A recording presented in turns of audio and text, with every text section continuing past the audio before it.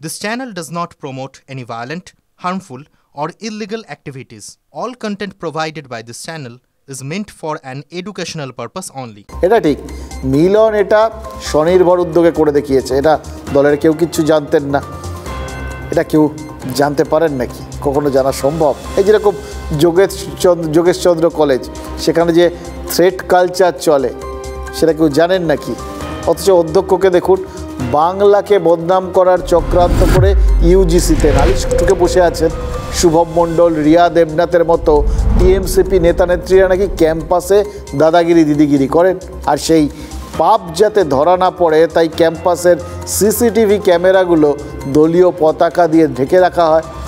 UGC সতর্ক করে চিঠি পাঠানোর পর কলেজে পুলিশ মোতায়েন হয়েছে।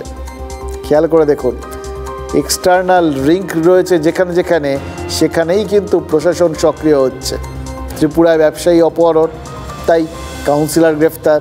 ইউজিসি পর্যন্ত পৌঁছে গেছে কুকীর্তি, ইউজিসি উদ্যোগী হচ্ছে, তাই ক্যাম্পাসে পুলিশ। আর আমাদের সেই একই প্রশ্ন, যোগেশচন্দ্র কলেজের বদনামটা করল কারা? টিএমসিপির ওই ছাত্রছাত্রীরা, নাকি যে অধ্যক্ষ অভিযোগ করলেন তিনি? ধরে ধরে প্রত্যেকের নামে যারা এগুলো করেছে এফআইআর করা হবে, এবং আমি দেখতে চাই যে নবান্ন ব্যবস্থা নেয় কি নেয় না। যে কমপ্লেন ইউজিসির কাছে করা হয়েছে তাতে আরজিকর রেফারেন্স দেওয়া হয়েছে যে it may be RG Kar in future. রাত্রি 8টা পর্যন্ত কেউ থাকে না, অন্ধকার, ইউনিয়ন রুম খোলা থাকে, বহিরাগতদের অবাধ বিচরণ ক্ষেত্র।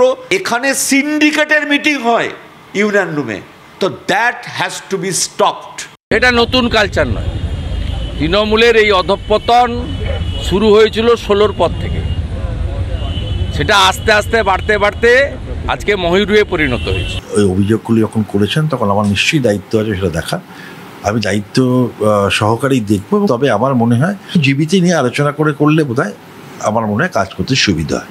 যোগেশচন্দ্রের সিসিটিভি ক্যামেরাগুলো ঢাকা ছিল, তাই অভিযোগ রয়েছে, প্রমাণ নেই। কিন্তু কল্যাণী জেএনএম মেডিকেল কলেজের ভিডিও ফুটেজ দেখে 40 জন পড়ুয়াকে চিহ্নিত করা গেছে ওই থ্রেট কালচারের জন্য। থ্রেট সিন্ডিকেটে জড়িত তাদের 6 মাসের জন্য বহিষ্কার করা হয়েছে। শুধুমাত্র পরীক্ষা দিতে আর তদন্ত কমিটির মুখোমুখি হতে তারা ক্যাম্পাসে ঢুকতে পারবে। কলেজ কাউন্সিল ওয়েলফেয়ার কমিটিটা শুধু ভেঙে দিচ্ছে, কারণ তা ফেয়ারও ছিল না, আর তাতে কারোর ওয়েল বা ভালোও হচ্ছিল না। এবার বহিষ্কার যারা হয়েছে তারা কলেজের ইলেকশনেও অংশ নিতে পারবে না। ইনিশিয়ালি অ্যান্টি র্যাগিং কমিটির মিটিং হয়েছে, যেটা সুপ্রিম কোর্টের নিয়ম মেনে একটা কমিটি থাকে, তার মিটিং হয়েছে। তারপরে followed by extended college council meeting হয়েছে। এক্সটেন্ডেড কলেজে মানে যেখানে সমস্ত ফ্যাকাল্টিরা থাকেন। সেই মিটিংয়ের ভিত্তিতে পরবর্তীকালে যাদের নামে কমপ্লেন জমা পড়েছে তাদেরকে সাময়িককালের জন্য এখান থেকে সাসপেন্ড করা হয়। পুরো সিস্টেমটা থ্রেটের মুখে দাঁড়িয়ে আছে। এই সিস্টেমকে থ্রেটের মুখে দাঁড় করালো কারা? বাংলার মানুষ।